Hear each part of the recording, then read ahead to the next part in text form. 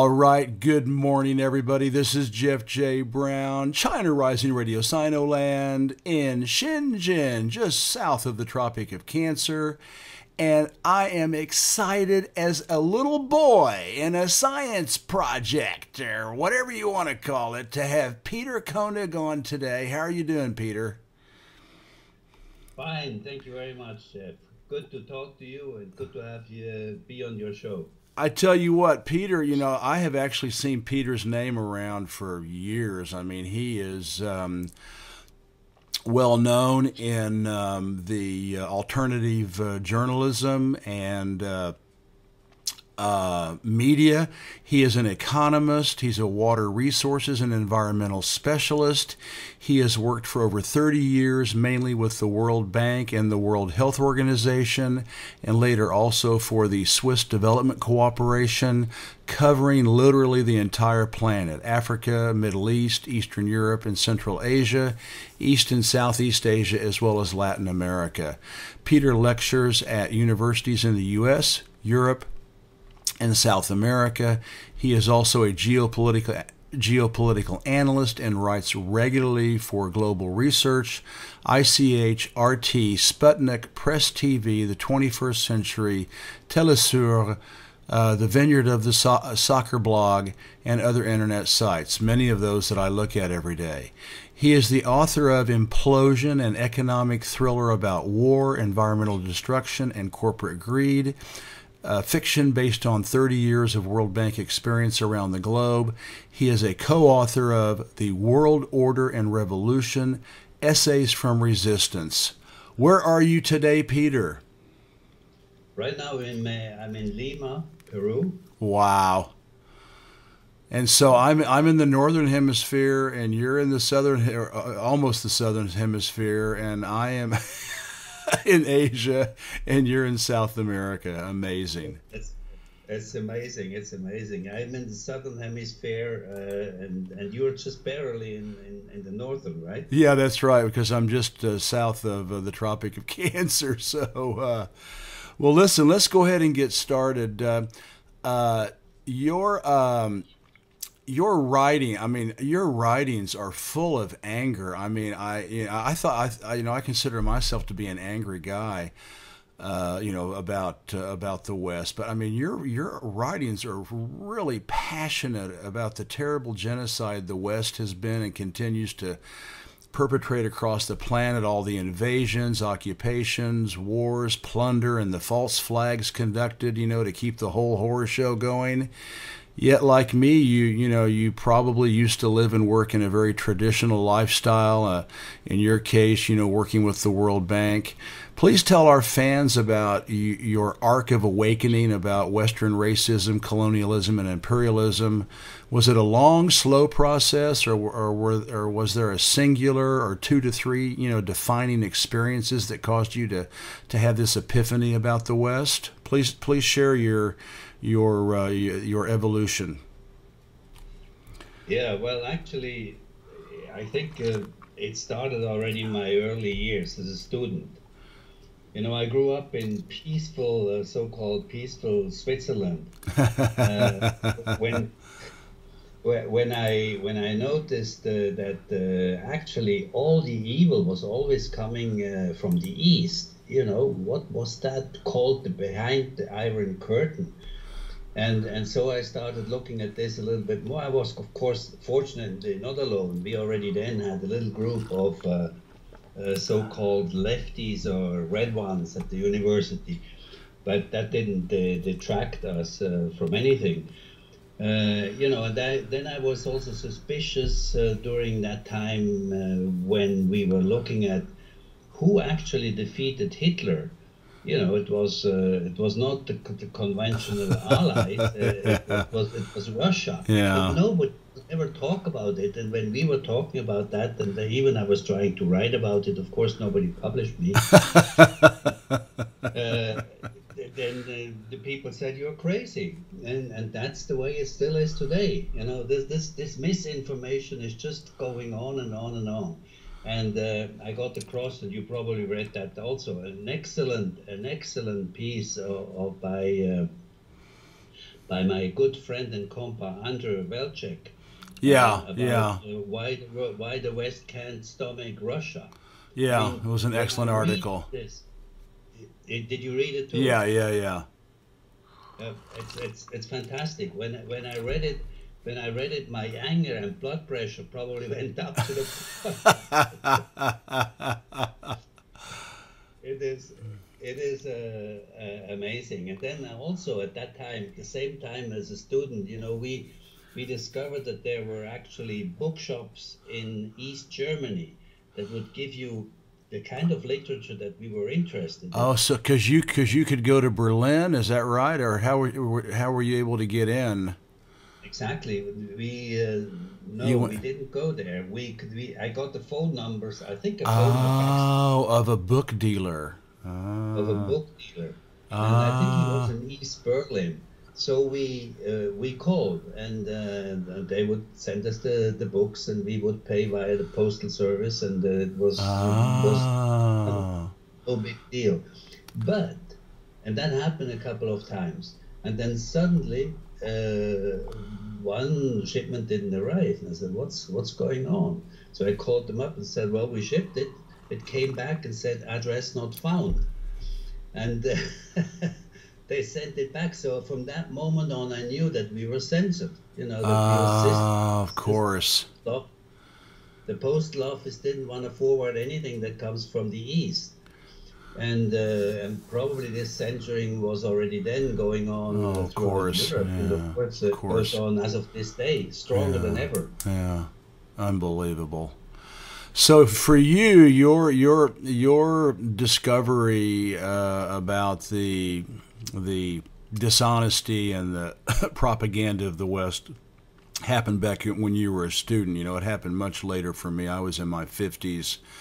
I mean, it started back in when I traveled to Africa in the 80s. But I mean, my real epiphany was when I came back in 2010 to China after having been here from 1990 to 1997, and then went back to France for 5 years, and then Bush World in the United States from 2001 to 2009, and then just coming back here was just like the scales started falling off my eyes. So I really admire the fact that you were able to figure this out a lot earlier in life than than I did. I can't go back and change the past, but at least it happened to me later than earlier. So congratulations.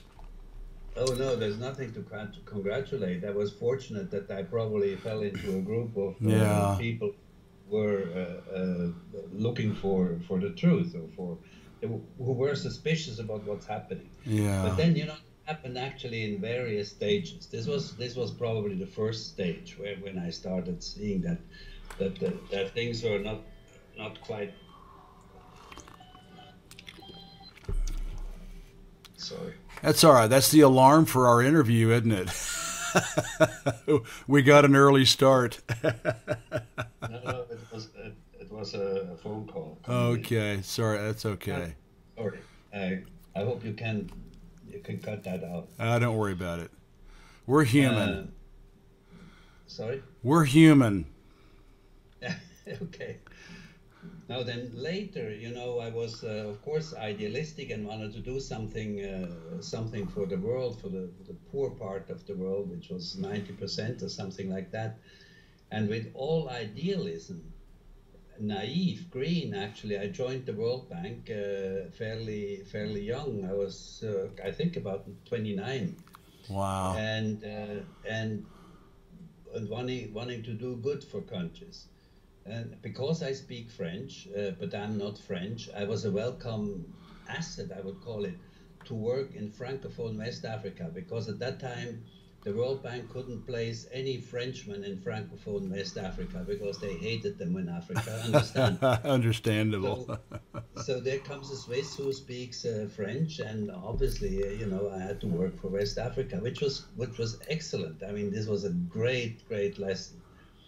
And then I relatively quickly realized that these West African countries would be much better off without the World Bank, or with without any outside interference.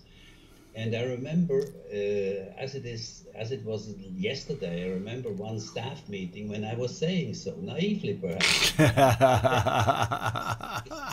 meeting, you know. I said in a staff meeting, you know, these countries would be better off without the World Bank. Oh boy. And then they looked at me. I remember the division chief. Today it would be impossible. I would lose my job today. But at that time, the division chief, he was a Brit.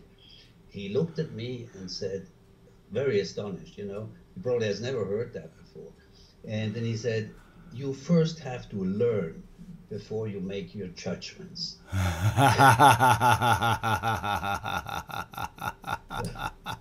Well, as of this day, I believe I was right. And every day, so that the world in general, the so-called developing world, would be much better off without the World Bank, IMF, and all these so-called development institutions and bilaterals and so on. It's all neoliberal instruments to developing countries with debt, and then eventually plunder them. Steal their assets for 10 cents on the dollar. Exactly. That's what the West does best. Yeah, exactly.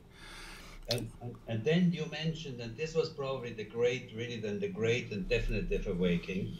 You mentioned before, I worked for WHO. This was a cooperative program the World Bank had with the WHO in environmental health, particularly in the sector I was working. Water sanitation has a lot to do with health, of course. Of course, yeah. So I spent about 10 years at WHO, a little bit detached, but not very much detached from Washington, because we worked together. We worked on joint programs. So when I got back to the bank in the early 90s, I think 91 it was, I realized that the bank had changed, much more so than I saw from outside. That there was a serious change or reorganization in progress. Country directors disappeared or were gone, those that I knew, and it was going on, and they were disappearing and being replaced by new guys. So I thought, what's going on? So, you know, they're all published, the new people, the new directors. So I looked them up, their profile, and saw that basically all of them came from a neoliberal economic school. Yeah. From law schools like Chicago. But also the more traditional ones, Harvard, Yale, Stanford. Yeah. You know, this was a real eye-opener. And from that day on, I knew that the Washington Consensus is actually, you know, taking over the world. Yeah. And always still hoping that something would interfere, that the people would wake up. And because I knew at that time, of course, I knew what the Washington Consensus was, because it was the World Bank, the IMF, and the Fed that were behind the Washington Consensus, and the neoliberal dogma. So I hoped that this was not serious, but I was so dead wrong. You know, I was so dead wrong. Yeah. When I then saw what happened, what the West did to Russia, to Russia after the Soviet Union collapsed. At one point I had a director, a German. I got very well along with him, and he was at that time working for Central Asia, Russia, and this region, and me not. I was I think in the Middle East at that time, but we knew each other quite well. And at one point he resigned. And I asked him, well, why are you resigning? I mean, you're not yet at the age of retirement. He said, I can't take it anymore. What is going on in Russia, what these institutions are doing in Russia, although I'm a director, I'm totally powerless against this onslaught, you know, by the IMF, by the Fed, by the World Bank. So I just, I can't take it anymore. Yeah. Fortunately, not much later, he died of cancer. I'm very sorry. He was really a good guy. I'm sorry. Well, you know, the French have a wonderful maxim. They say a clean conscience makes for a soft pillow. So I think he was probably sleeping with a pillow full of rocks and just couldn't take the guilt and for the rape and plunder of the former Soviet Union, and probably had to just get out for his sanity. And you hate to say it, but maybe just all that horrible stuff that he had to live through, may have triggered helped trigger the cancer, because it's just to sit there and have to live through that and take it must be must have been very difficult for him. So well, listen, we are. I totally agree with you. I think that was my first reaction too. I thought probably all that frustration that you go through, that has obviously an impact on your health. So, absolutely. God Almighty.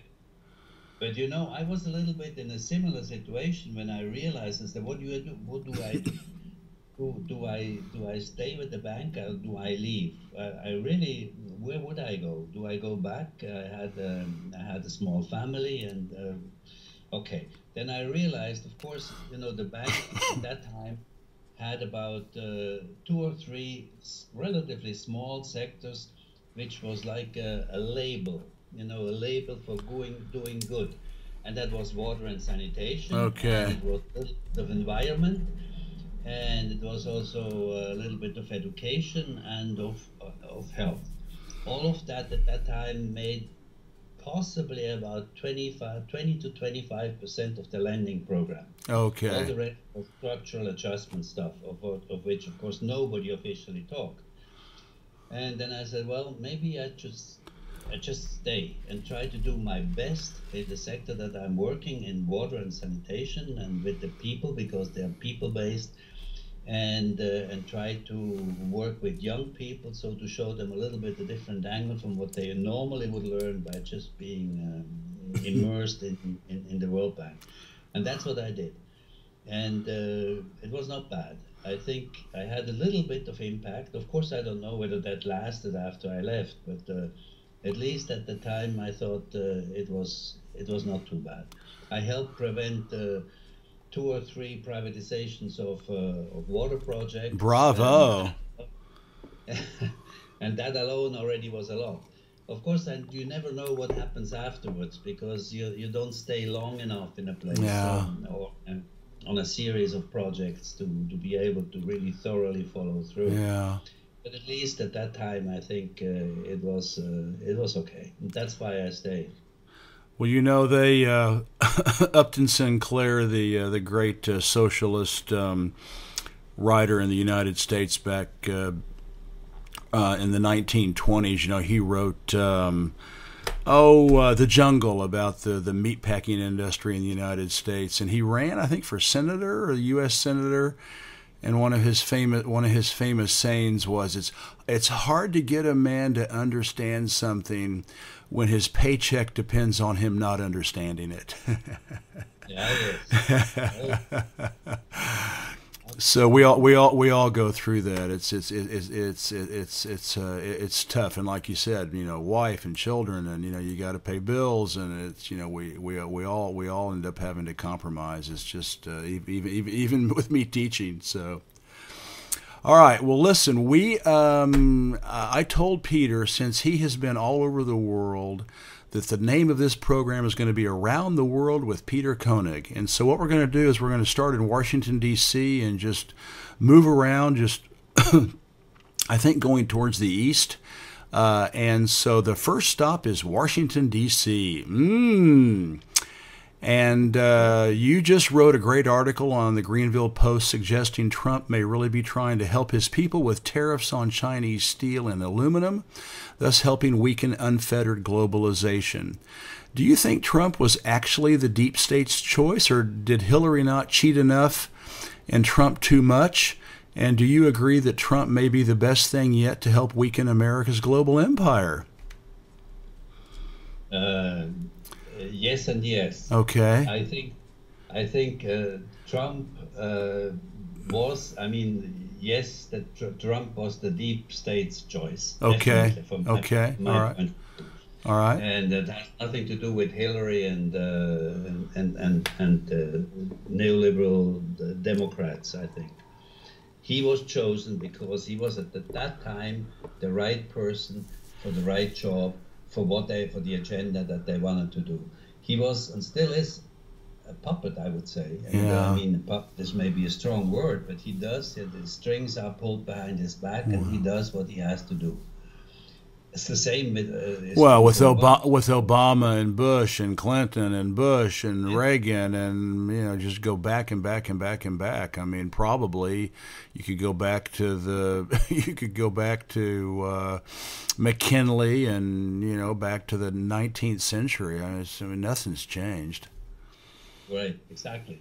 It's gotten just much more sophisticated. Yeah. I think where they made a big mistake in judgment, the deep state or whoever the big elite who decides these choices, these elections rather than selections rather than elections, was with Kennedy. Yeah. Kennedy, I think based on his father's right-wing opinions and actions. Fascist. He was a fascist. Fascist actions during the Second World War. They thought, well, he's the right guy for us. But he was, of course, different, and they killed him, which is why they killed him.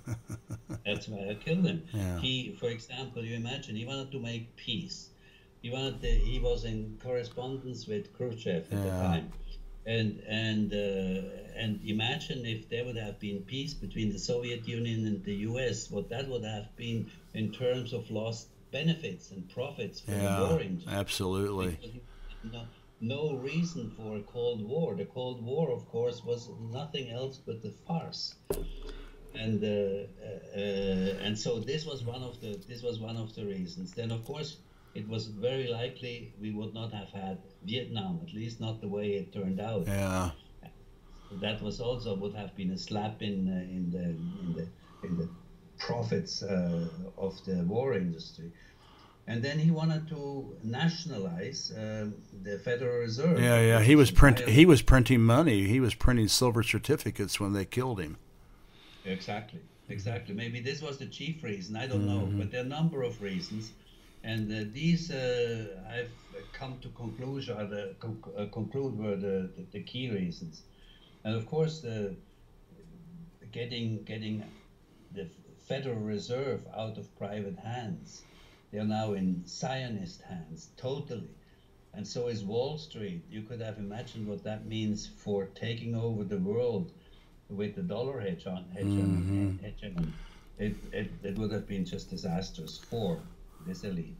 And so he had to go. Yeah. Well, and don't forget, he also wanted to remove the oil depletion allowance. That was 24%. 24. That would have been if he'd have renounced the oil depletion allowance. That would have been a 24% tax on the oil industry, and the oil industry and the banks are basically one and the same families. The Rockefellers, the Morgans, the Stanleys, the Rothschilds. I mean, they're all. In fact, I call them, the oil banking families. So. All right, so okay. Well, let's move on. I think so. You think that Trump is there? He is there for a reason, and let's just see how it plays out, because it does seem to me that his chaotic administration. And I've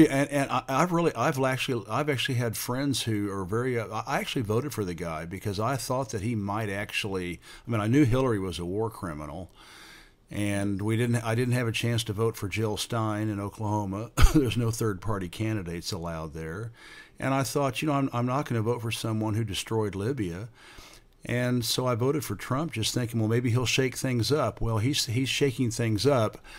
And what you're saying is you think that this is all part of an orchestration by the by the deep state, and let's just see what happens. I mean, at least it's entertaining. We can say that, right? Yes.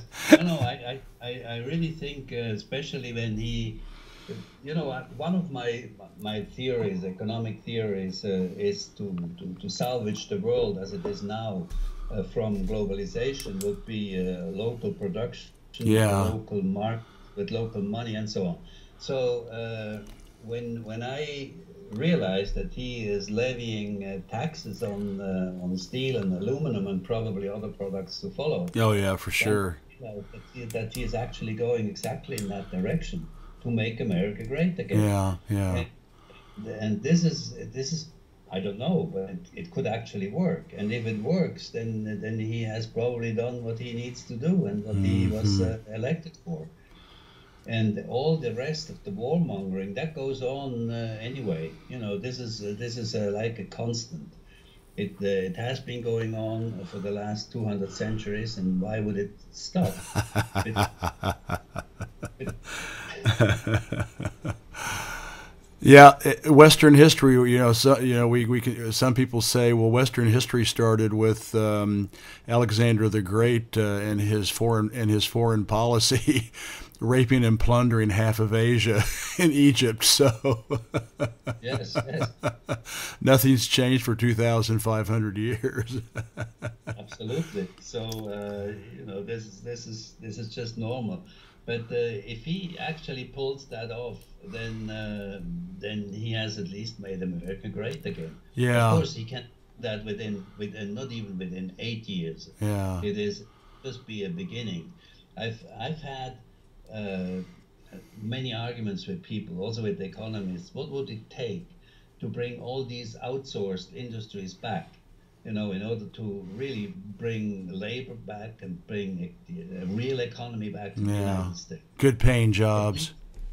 least, yes, at least 30 years, at Yeah, least 30, 40 years. That was a general estimate. yeah, Maybe there's something else that can happen faster. I don't know, but it will not happen from one day to the other. That's for sure. But at least yeah. he could set the signal and could make set the wheel in motion in that direction. That's what I would think that could happen. All right, cool. Next stop, Venezuela. Venezuela. In fact, I know you've written about Venezuela. Elections are happening in May. Given the billions being spent by the West to crush Venezuela's economy and bring down the downfall of its socialist, anti imperial government, do you think a country can have, quote, electoral democratic socialism, knowing that Uranglo land is going to exploit the process and try to install a neocon shoeshine boy in power? It happened in Burkina Faso, Congo, Brazil, Argentina, Guatemala, Honduras, El Salvador, and in hundreds of other instances. Or do you have to be communist socialist? Must a country have tight political control like China, Eritrea, Iran, Cuba, and elsewhere in order to realize its goals of economic fairness and social justice? That's quite a question. What do you think, Peter? Uh, I have strong beliefs. I really have strong beliefs in Venezuela. I know a little bit the government. I know two ambassadors, the one at the Geneva UN Oh, wow. and the one in Bern. We're sort of, well, I got to know them through Cuba and so on. And so we meet when I'm in Switzerland. We meet quite regularly, and I have a high esteem for them, and I know a little bit what's going on inside. I was closer involved in this ANC, this Assemblea Nacional uh, that they elected last June, Yeah, yeah, and yeah. The consultative or constitutional, yeah. The National constitutional. Constitutional Assembly, yeah. Exactly. And I mean, it is a very complex process, but nothing could be more democratic than Yeah, this process. People wouldn't understand it and, of course, say it was dictatorial. It is not at all. To the contrary, I mean, there's not one place, maybe Cuba. Cuba also has a very good electoral system, yeah. which they have proven now and in process to. Uh, and so I have a lot of trust that they will pull it through. They will go through elections.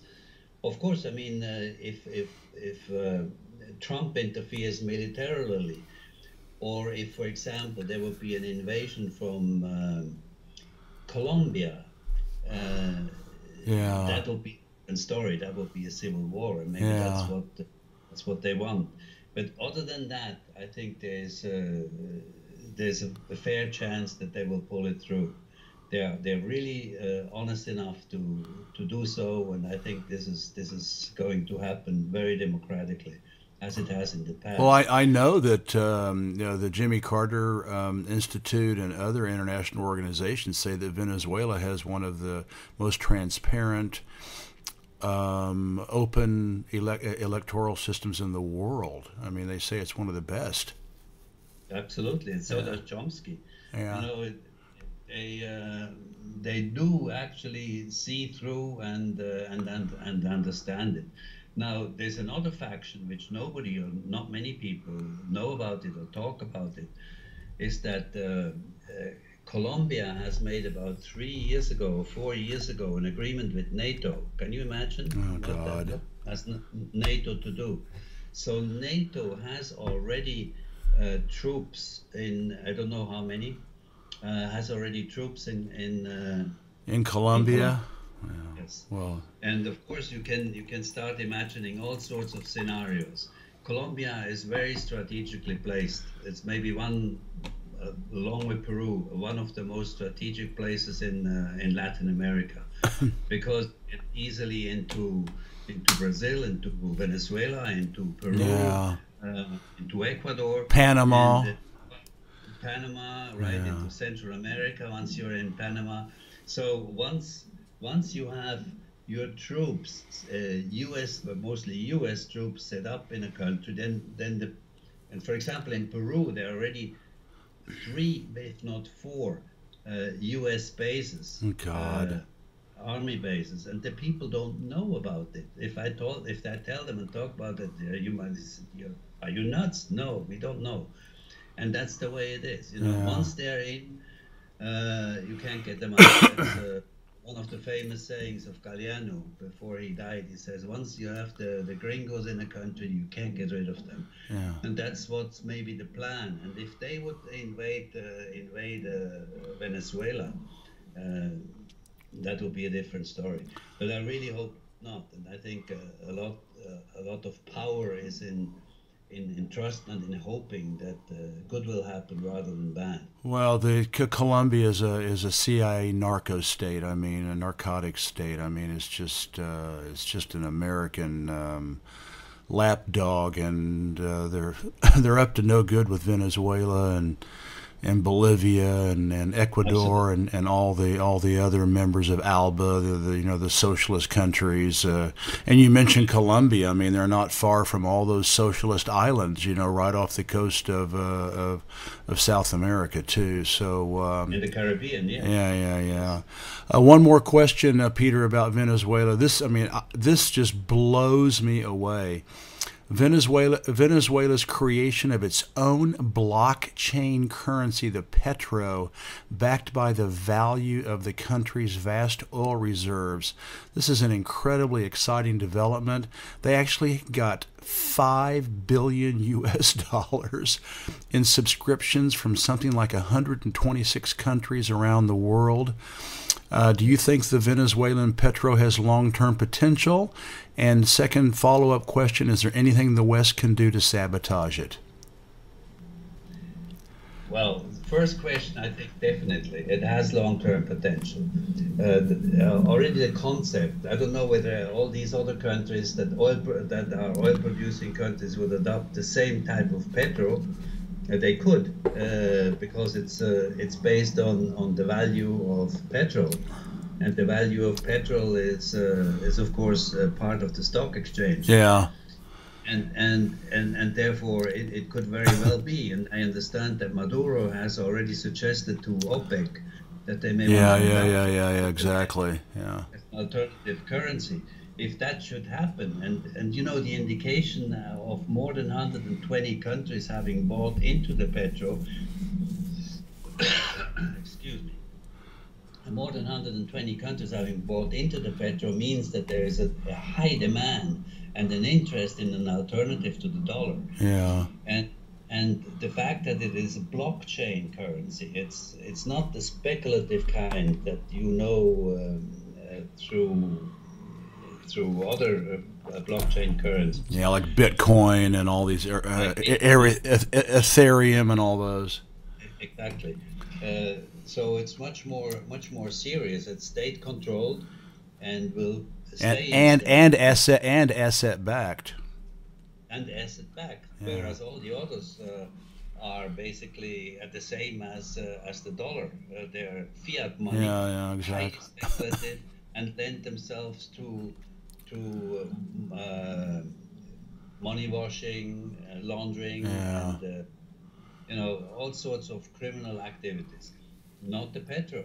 The petro is backed by government and by actually petro, but by the energy which is still used almost entirely throughout the world. It's almost 90% of everything runs on petrol somehow. Yeah. So I think it has a potential.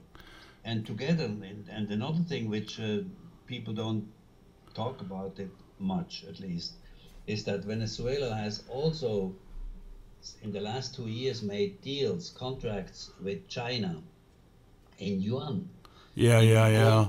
They're selling. I think they even bought Chinese yuan bonds. Could very well be. I hope so, because that would be an additional security against sanctions and against the dollar oppression. Yeah. So this will strengthen also the yuan. It will strengthen Venezuela's economy. And the relationship between these two countries, which are about as far apart from each other as you and me right now, is terrific. You can see that there is really no border in stuff like that. And this I think is just a confirmation that Venezuela has made a couple of very, very smart moves. They have also announced another petro. They called it the Petro Oro. Yeah, they're going to back it with their minerals, gold, with precious metals, gold mainly. Yes, that has not happened yet. They announced it shortly after the petro was announced. They announced that this would happen soon. So far, it hasn't, and I don't know when it will. But never mind, it could, and it would just be an alternative currency. And if you have yuan, petro, and probably some others that may come up, it's terrific. The yuan has a year and a half ago been admitted officially as into the IMF. And by the IMF, they had to pressure a lot. Being the largest economy of the world, it's very difficult even for the US to stop them being a member. Yeah. Well, they fought it for years. They fought it for years. Yes, I remember when I was still with the bank, and then nobody was talking about it, and still nobody is talking about it. But the sheer fact that they are in there gives them so much more leverage. And you wouldn't believe, Australia, which is entirely in the neoliberal Anglo-Zionist camp, Australia had increased their reserves. That's I think last year from. In yuan, and China is of course much closer than the US to Australia. They had about 3 to 5% of yuans in their reserves. Now they've increased them to 15 to 20%. Oh my God! I didn't know that. This is enormous. Yeah, that's incredible. And you look at the dollar as such. The dollar 20 years ago made up about 90% of the world's reserves in general. Today it has dropped to less than 60%. Wow. There will be a time when it drops below 50. Below 50, It could go very fast. So yes, going back to Venezuela, I think yes, the petro has a potential. Now, can the West interfere and sabotage it? That's a different question. I think the way it is now, it is set up as a cryptocurrency, a blockchain currency. It will be very difficult. Well, short of invasion. Sorry? Short of invasion from Colombia or sending in the Marines. Oh yeah, yes, of course. Short of an invasion, yes, it will be difficult. But there's maybe, and I hope I shouldn't even mention it. There's of course the other way they have tried to do that, or have actually done it, when all these when the oil price suddenly collapsed by 50%. It was above 100 and 120 at one point. It collapsed to 50 and then to 40 dollars per barrel. All of that was, of course, not overproduction by Saudi Arabia. This was speculation. Oh yeah. By Wall Street, particularly Goldman Sachs. Goldman Sachs has, they have access. They have a revolving door with the Fed, so that they have access to unlimited funds, because hardly anybody knows how many trillions or quadrillions of dollars are floating around the world. Yeah. So if they want to, they can just buy up oil resources and drop them again and keep the price low. So they can do whatever they want with speculation of anything, basically. Yeah. As long as the dollar has the supremacy, and this was what has basically happened. Can they do it again? I'm not sure. I'm also not sure whether they would be allowed to, because it hurt again the American industry. Can you imagine? The American oil industry, which is now based very much on what do you call this? Fracking. From fracking. Yeah, natural gas fracking. Yeah.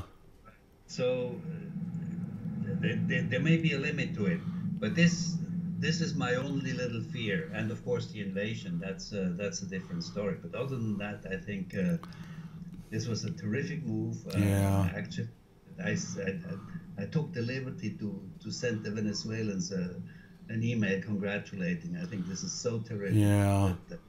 That really is an outstanding move. Yeah, I tell you what, Hugo Chavez, when he chose Nicolás Maduro, man, he picked the right guy. That guy is tough, man, and he just keeps a wooden face in the he just keeps a wooden face. He just in one direction. He just damn the Western imperialists. He just goes on with trying to help his people. He's an amazing leader.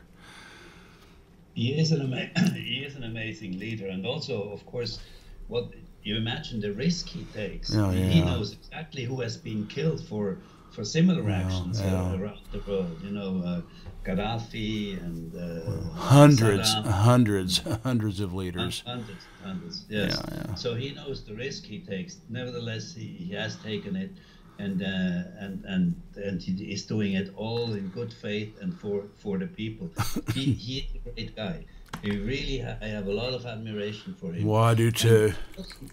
He is blamed for a lot of stuff in his economy and this is not his fault. I know from working in Venezuela a little bit. I know how that works with the black market. This is all manipulated. The dollar is all manipulated from a place in Florida, in Venezuela. Yeah. So he has very little control, short of totally banning the dollar's use within Venezuela, which may come. I don't know. This was one of my suggestions a long time ago, but he hasn't done it because probably he is so democratic. You have no idea. When the food shortages started, of course it's all manipulated, and it reminds you of what happened in Chile in 1972. Yeah. Yeah, it's exactly the same schema, except that nobody remembers it. And then my suggestion was to one of the ambassadors, why don't you just distribute the food by military? You receive it at the harbor, at the airports, and then the distribution takes place by military. And you know what the reaction is it's a good idea, but I doubt that Maduro would do it because he is too democratic. He thinks the world will think it's a military state. He doesn't want to do that. Can you imagine? Yeah. Can you imagine? I mean, this is in high esteem. I think in the meantime they have done some of it at least. I've learned, but maybe not enough. All right, stop number 1 was Washington. Stop number 2 was Venezuela. Stop number 3 is Western Europe. And golly, you're from Switzerland, and I'm a dual national French and American, and God, the United States bombed Serbia into oblivion in 1999. The Europeans allowed that. And and then I was just shocked, in 2014 when Western Europe just obediently let the United States and the Europeans cooperated in the overthrow of the Ukrainian government. It's now overrun with Nazis. What is it going to take for Europe to break free from America's stranglehold? It's humiliating, and it's bad for the world. Yeah.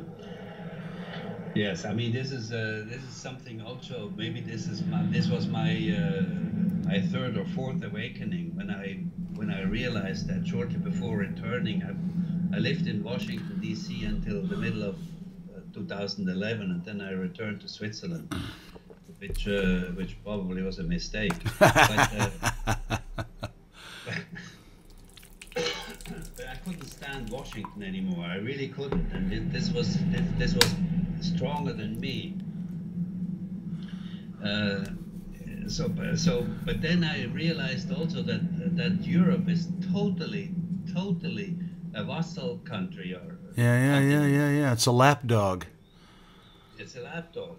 And why is that? I started then looking into this, and you look at all the 28 of the member countries, of the EU member countries, of the 28 leaders, of these countries, so-called leaders. They're all absolutely neoliberals.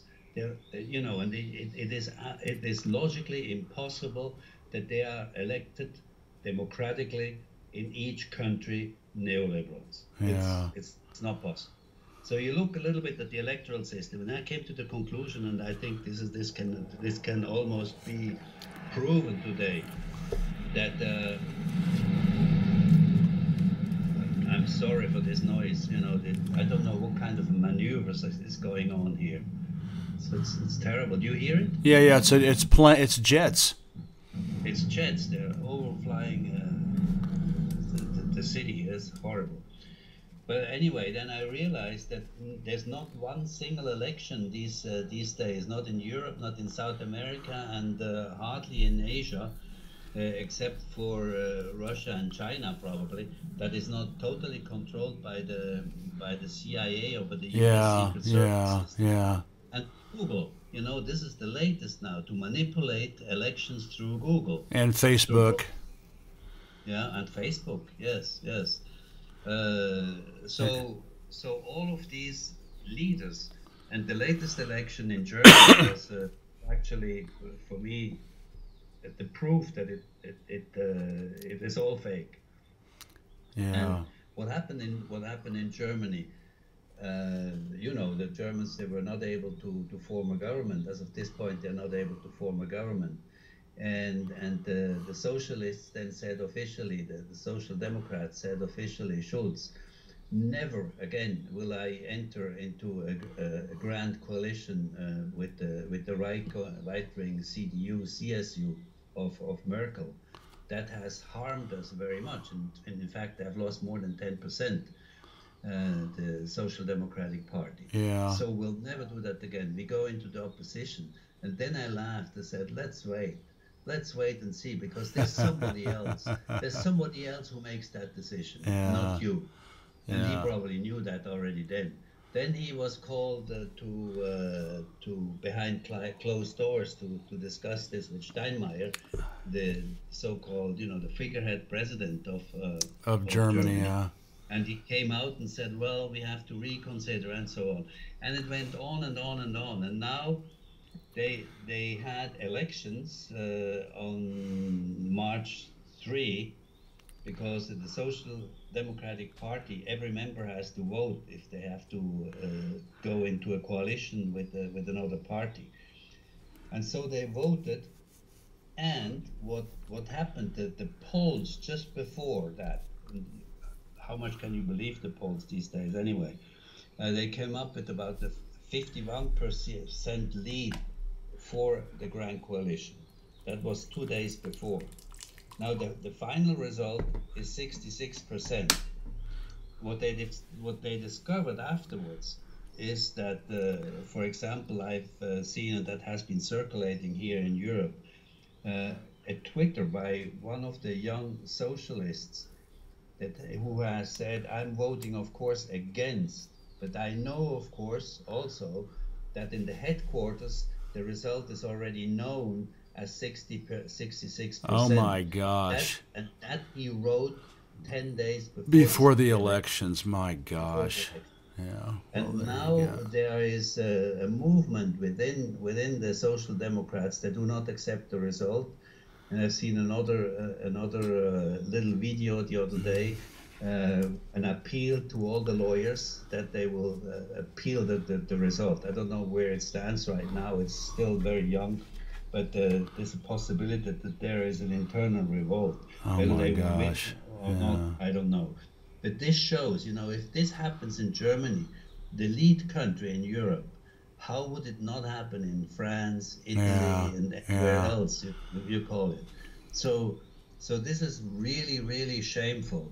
And Europe, of course, has been decided already during the Second World War by the US, or whoever commands the US, that Europe should become a slave continent, so to speak. Continent.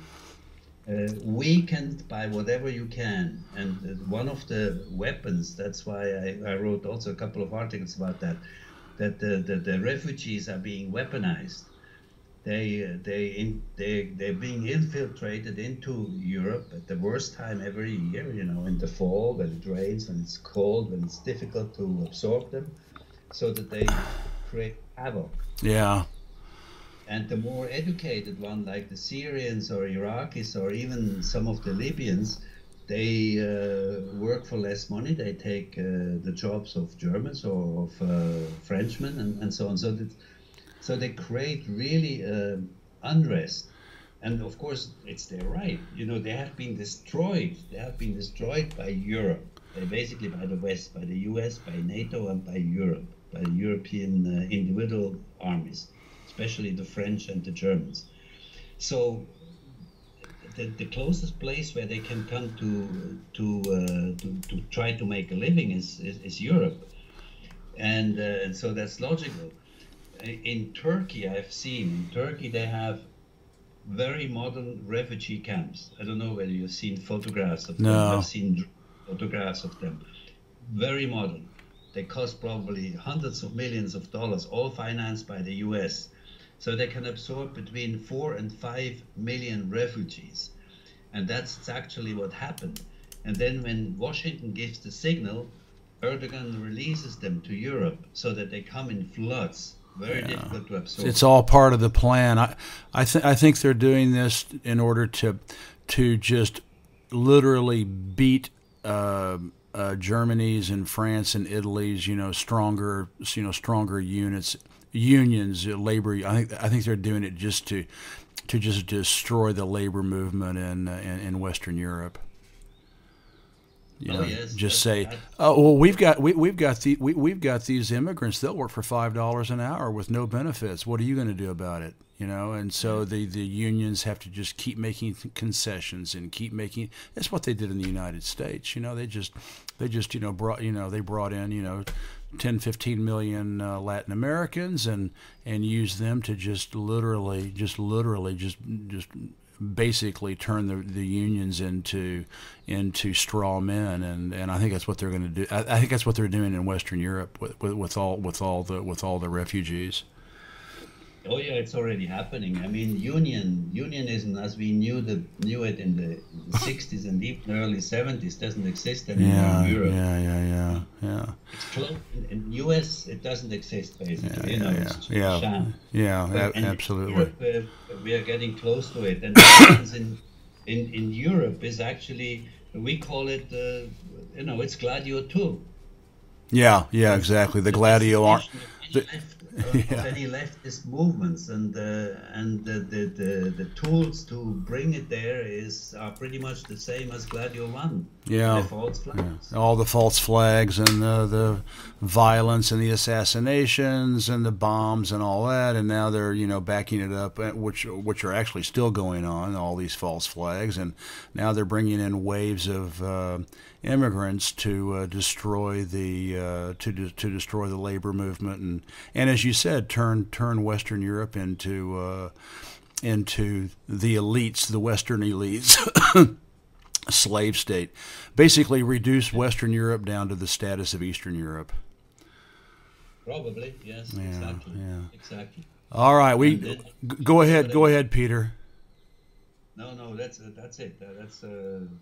We can move on to the next stop. All right, next stop. Let's keep going east. The unofficial China-Russia-Iran alliance, and on and on and on. It's an incredible thing to see in Western propaganda that the unofficial China-Russia-Iran alliance is totally censored, not to mention the almost total Western blackout of the Shanghai Cooperation Organization, the SCO, the Collective Security Treaty Organization, the CSTO, the Eurasian Economic Union, EAEU, the Asian Infrastructure Investment Bank, the AIIB, BRICS with its new development bank, the NDB, and it all being sewn together in the connective, holistic framework of China's Belt and Road Initiative, the BRI. It's so bad that after the 19th Party Congress, Guy Saint-Jacques, former Canadian ambassador to China under Stephen Harper, the neocon Stephen Harper, recently commented at a big international forum that the agreements surrounding the BRI are just a way for China to offload their excess steel, concrete, and glass. How do you explain all this ignorance and denial? I mean, is it arrogance, hubris, racism, ideological zealotry? It's crazy. What's going on? Well, arrogance certainly, but I don't know whether it's ignorance. I'm sure they know what's happening, but of course they do not dare to make it public, and they must follow the anti, what you call the China-Russia-Iran alliance. Yeah. They must follow that propaganda trail. Yeah. And so, yes, that's what's going on. It's racism. It's of course everything you said. It's ideological zealotry. It's craziness. It's certainly arrogance. And that's what I'm also faced with, and whenever I can, I write something about that. And I'm very much impressed by the SCO, the Shanghai Cooperation Organization. Yeah. Nobody mentions it. You tell educated people in the West about the SCO. What is that? Yeah, they have no idea. And then you explain it, and I tell them that the member countries of the SCO today, which include now also, I think, India, Pakistan. Yeah, Pakistan and Iran is on the best way of entering. Yeah. And there are a couple of more countries are waiting in the wings. And of course, all the others together are just about 50% of the world population. Yeah. Can you imagine that? And 50% of the world population, and they control 1/3 of the world GDP. So what is there to lose? And countries like Iran, they know that. They start realizing that they don't need the West for their survival. They can just simply cut off, as did Russia and China. I mean, Putin said already 2 years ago, the sanctions, the Western sanctions, were the best thing that could have happened to Russia. yeah, because it caused them to start producing locally and quit importing.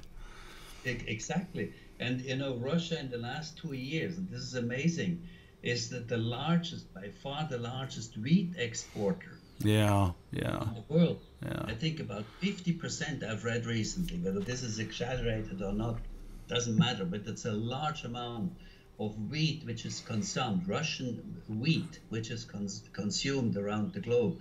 So chances are that anywhere in the world you are and eat a piece of bread, it's made out of Russian wheat. yeah, You know, yeah, and that after sanctions. So, I mean, congratulations, Mr. Putin. Really great. And he yeah, went last November, as you probably remember, he went to Iran. And I don't know whether he met with Rouhani. I don't think so. But he met with the Ayatollah. And he told him exactly about what I call the resistance economy. He doesn't call it like that, but he told him exactly the same. You don't need the West. Look what happened to Russia. You can do that too. You yeah, have educated people. You have the potential within the country. You don't need imports. And there's a lot you can deal and trade with. That's the whole SCO. You don't need the West.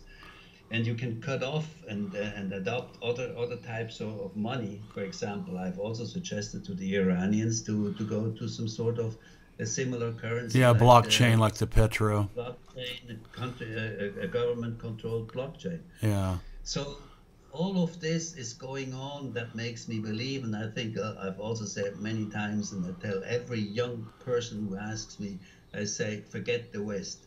The future is in the East. The yeah, future is definitely in the East. yeah, That's where things are moving. And I often refer to the BRIE, this Belt and Road Initiative, which is tremendous. I mean, this is for the next, I would say, 100 or 200 years is the future economic development of the world. It will encompass the whole world eventually. yeah. They even Oh, have now one of the lines goes to Latin America. oh, yeah, absolutely. So this is fantastic, and I cannot more than congratulate also the President Xi, who at least he announced it, and he may have invented it, and he is of course surrounded by lots of very smart economists. This is terrific. This is the best move to pull countries away from the sinking ship, which is the West, definitely. Yeah. So there, I have a lot of hope in the East, and I wish I would live there rather than here. Yeah. All right. Well, this is probably the most exciting stop moving further east, and in fact, it is happening so fast. I mean, first we had the Korean Olympics, and then they had the combined, teams, with the North participating, and that was a huge success. High-level meetings just wrapping up to set the stage for a two-party summit next month, and then bam, there's, now, Trump and Kim are supposed to be meeting next month for a huge summit, which would never have happened if Hillary Clinton had been elected, I guarantee you. But there are similarities to 2009 when Clinton negotiated for the North to dismantle their nuclear program, which they did, only to see the U.S. renege on every promise it was supposed to reciprocate with. Then Bush got elected and called the North Korea, the DPRK, part of the axis of evil. And here we are. The U.S. military is having an epileptic fit at the thought of peace breaking out on the peninsula, as it never intends to leave and needs a demonized North to justify its occupation of the South. So what do you think is going to happen in the next couple of years? Well, let's go short term. What do you think is going to happen with the Trump-Xi with the not Xi. What's going to happen with the Trump Kim America North Korea summit? What do you think is going to happen?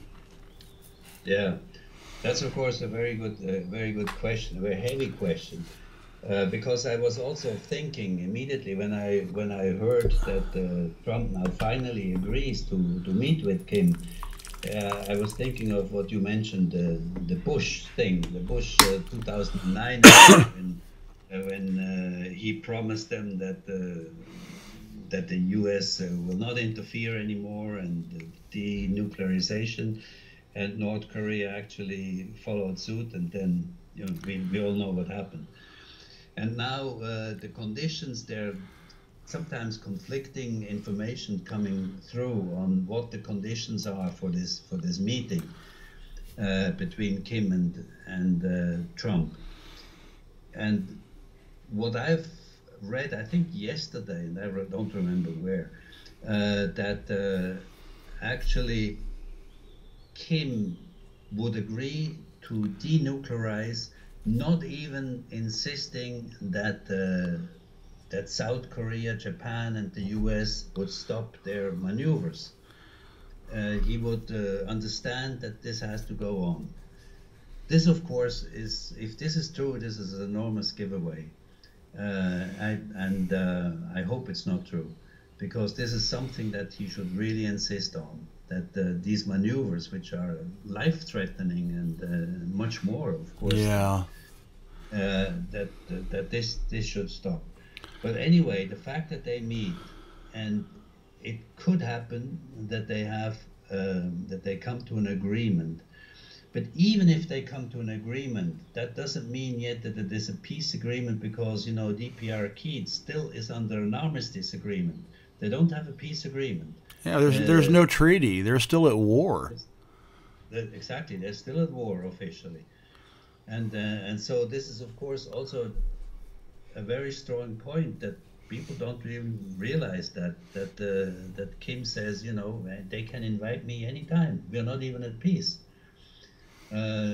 So it's very difficult to say what will happen next. I try to be positive and hope that Moon, who came on as a rather strong candidate, and at the beginning he was also a strong president, and disappointed me very much when he continued agreeing to these military maneuvers with the US and with Japan. These very threatening to the North military maneuvers. But the problem is, Peter, is that the Korean military is controlled by the U.S. generals. I mean, Park, the former president, turned over the power of leading the Korean army to the U.S. generals in Korea. So Moon has no control. I mean, right. Yeah, that's why they put in that THAAD, you know, the missile defense system right after he got elected. But I mean, he finally shamed America into not putting in anymore. But I mean, basically, America can do whatever the hell it wants in Korea, because Park Geun-hye, the former president who resigned in disgrace because of corruption, she just said, "You guys run the show." So Moon is just. All he has is the public, you know, the power of the bully pulpit with the public to try to rein in the United States. It's awful. Yes, yeah, no, you're absolutely right. It's a very difficult situation for him. But the fact then that he invited North Korea, to the Olympics, and an unbelievable, a great move, and a very, very valid move. I think this is perhaps the hope that something will happen. But go ahead. Of course, sorry, go ahead. No, you go ahead. Finish, please. Okay, well, I was just wondering what eventually will happen with the 30,000 military personnel that are stationed in South Korea. Yeah. Can Moon kick them out? Can he say, we don't want the bases anymore, we actually want to be free? What will happen? He could. I mean, it's a sovereign country. He could say that. Will he be assassinated? Well, he better be watching his back already. Yeah, maybe. Yeah, maybe. Absolutely. Yes. He is in the crosshairs, I guarantee you. Yeah, but so, you know, I mean, North Korea, everybody talks about North Korea and focuses on North Korea. North Korea is actually only a stepping stone for the US and those who command the US, you know, the deep state that's behind it. If they can get into North Korea, they would have an extremely strategic position facing Russia and China, which both have common borders with North Korea. Exactly. Yeah. So this is really what they want. That's what they want. They use any pretext they can. They're not afraid of Kim's missiles, and even atomic-headed missiles. Not at all. It's just they want an argument to get in there. And so this, if this is the point, and these negotiations will be very tough. I don't know what the outcome will be, but I think they will be very tough. And as I said earlier, I try to be very optimistic. I mean, the fact that it got that far. No, it's just unbelievable. It's like history changing.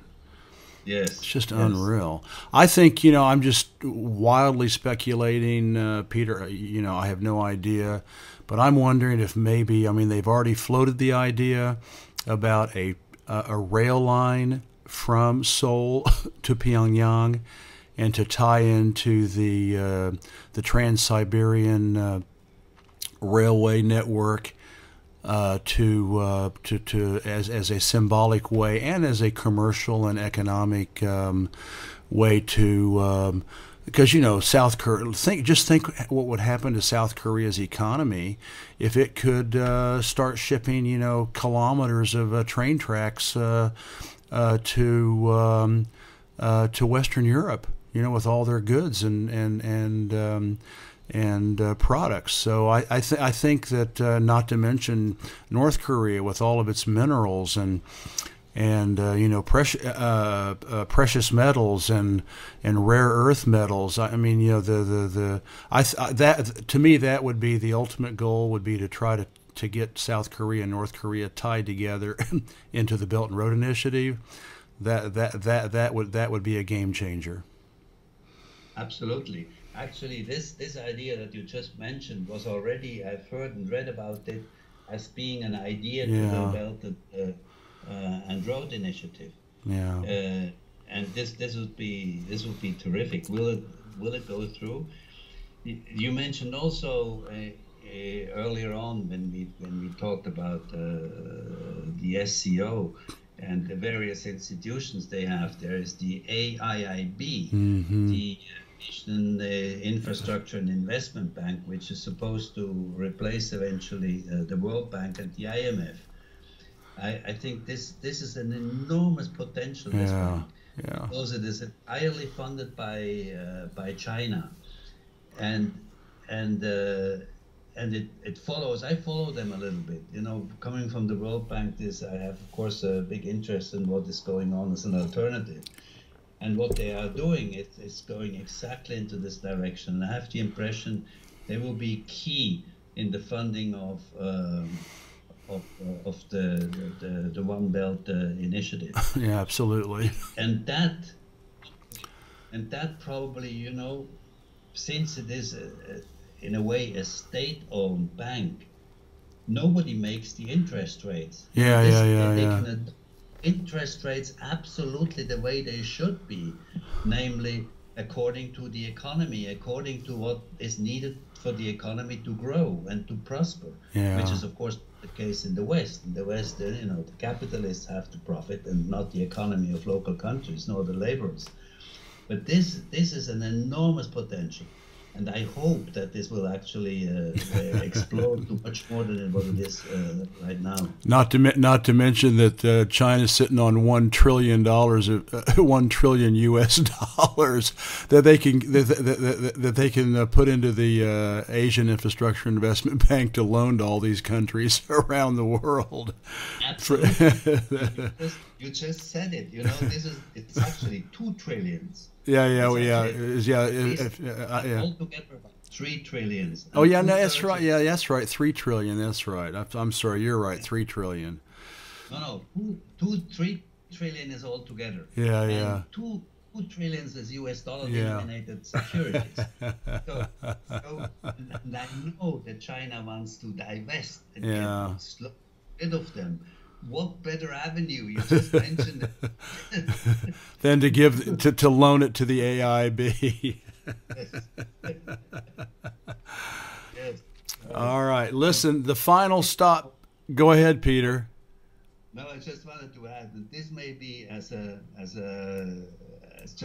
parenthesis behind the AIIB. Because the AIIB, for me, as a surprise, their capital is denominated in dollars. And I was wondering why. was wondering why. I said, okay, maybe at the beginning because you have a lot of Western countries as members. They have now about 50 member countries, or maybe. Oh, everybody but Japan and the United States. Right, and of course maybe that is the reason for having dollars now, and they can convert, of course, at any time. Yeah. At any exchange rate they want. But maybe what you just mentioned is an additional reason for Yeah. All right, Peter, stop number 6, and the last one is your brain. We're going inside your brain, Peter, and I would like to ask you, please tell us, and I will list all these in the article.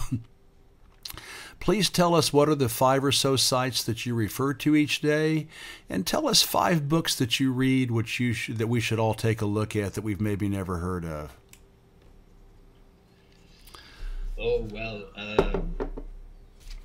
the sites, the news that I read and get into. Every morning when I get up, the first thing I do is open my computer to get the RT news. Mm-hmm. Okay, RT, I do too. Live, because we don't get it here, we don't get it on TV. But that's no problem. I just put it on my computer and have breakfast with RT. This is terrific, actually. I do the same thing. So I get the latest, and then ever so often I have a follow-up during the day. And then I compare, quite often also, I compare what's happening with the mainstream. I look at the New York Times, BBC, and see how big the lie. You check the New York Times and the BBC for the fake news. Yes. It's very interesting. Yeah, it's unbelievable. It is unbelievable. And then sometimes also a few European news, but they actually are just carbon copies of what the Anglo-Zionist news produce. So there's no much really new stuff to learn from going to the European news. So this is basically what I read, and already for years, my wife and I, we have decided we are not watching TV anymore. We have said for documentaries maybe, or for watching a movie or something, but no news whatsoever. Because even if you are completely aware of what mainstream media does, if you watch it just because you watch it and want to be informed of what the enemy says, there's still an enormous risk of you being indoctrinated. Yeah, of course, you get brainwashed. Brainwashed. So no, this is a no-no. So if you ask me the news source, the daily news source is RT. Okay. The main news source for me is RT, and then of course there is all those online journals that I write also for. That I listed above, which I'll add all the links to those. Right, and there's now a new also a CGTN. The China Global News Television Network, China Global Television Network. Yeah. Right, I've been corresponding with them lately, and there's a chance that I may work for them also in the future with interviews or with articles or so on. At the initial stage, they said, yeah, they're very much interested. Now let's see what's happening. I would be very much interested too, because I think they're doing a lot of good stuff. They have a sort of a soft approach. It's very subdued. Yeah, very subdued, and I like that also. It's very complementary to RT. Let's put it this way, but it's very good. And so these are the news, and then on books. What do I read on books? What are the last 2 or 3 books that you've read that you like? Well, one of them that I recently read is the Serious War for Humanity. That most of them are published actually by Dostoevsky's global research. I read a lot. Oh of yeah, his yeah, books. yeah, yeah. Michel Chudovsky. Yeah. Who runs global research? Yeah, exactly. And so I read his books and also his updates of books like the World War III scenario. I don't know how many, several updates he has produced, and it's always very concise and to the point. And then I'm also very much interested in GMOs. And so Engdahl is a William Engdahl. Yeah, I just did a email interview with him last week. Yes. I've seen your communication about it. I didn't see the interview, but I've seen the communication about it. So this is something. If you remember, maybe I've written an article about saber rattling and mentioned exactly. The 8 branches of the octopus. Probably there are more. But these are all already conflicts that are going on, and could call it the World War III, which is going on a completely different scale than that we are used to. And one of these branches, or tentacles, are GMOs. Yeah. And so, because you can actually put whatever you want into a GMO, you can put long-term mental disturbances into GMO, so nobody will notice. Or infertility, actually, Monsanto has made a trial, GMO trial run in the 90s in India with poor women, sterilizing them through GMOs. Lovely. It flared up for a few weeks maybe in the news, and then it was bluff out again. So, that shows that you can put and do with them whatever you want, and that is actually the objective of GMOs. And nothing else, to control actually people with food. And then what else did I read? Oh yeah, one book that comes to mind, which I ever so often I look at it again and remember, is The Shock Doctrine. Oh yeah, by the lady Naomi Klein. Yeah, Naomi Klein. Yeah. Yes, she presents it very well, and of course what she says in 500 pages almost, you could say in fewer pages, because it's repeated every day. You can see how it's happening throughout the world. Every little shock is being utilized, either manufactured by humans, or it's a natural shock being utilized to impose a new doctrine or a new law or set of laws or legislation and so on. So these are, I'm sure there are others that I'm looking at, just doesn't come to mind right now. But that's about it. Most of the reading I do is online reading of news or analysis of news, geopolitical analysis, the sort of stuff that I try to write myself. Yeah. And be up to date. So. Well, thank you very much. Well, listen, Peter, this has been a wonderful interview. We've gone around the world: Washington, Venezuela, Europe, Iran, China, Russia, and then Korea. We covered a lot. We covered most of the globe.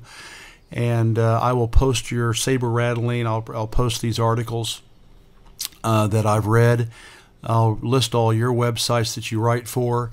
Thank you so much for being on China Rising Radio Sinoland, Peter. It's just been wonderful having you on. Thank you very much, Jeff. Thanks a lot for having me. It was great, and I hope it's not the last time. Oh yeah, we'll do it again. Listen, this is Jeff J. Brown, China Rising Radio Sinoland, signing out from Shenzhen, just south of the Tropic of Cancer. Have a wonderful day.